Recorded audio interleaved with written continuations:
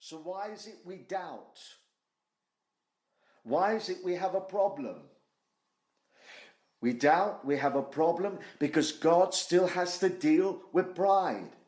And where there is pride, you will still look to circumstances, you will still act your faith on your feelings or whatever it is. Because pride still makes us independent of God.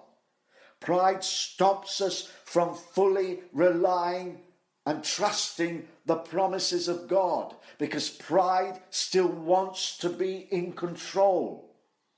Do you know something? When you are in faith, total faith, when you are trusting God, his promises, you are out of control, because someone within you takes over.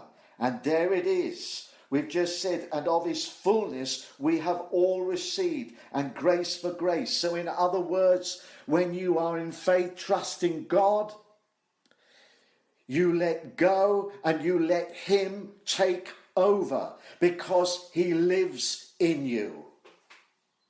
And there's no unbelief in him. He is utterly, completely assured of his word and his promises. And that is where we should draw our strength. You cannot walk by faith in your own strength. You cannot walk in faith in your own intellect, your own pride, your own circumstances, or your education, your creed, your colour, all these things that we hold on so dearly. You can't walk in faith. You can only walk by faith when you let go of all those obstacles that hinder your faith. And that's what sorts out the men from the boys.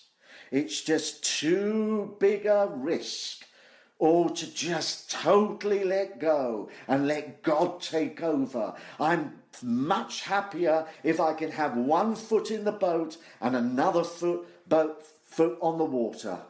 But you see, God wasn't going to have that for Peter. He said, Peter, come. And so Peter's faith, he knew he had to get out of the boat and walk on the water.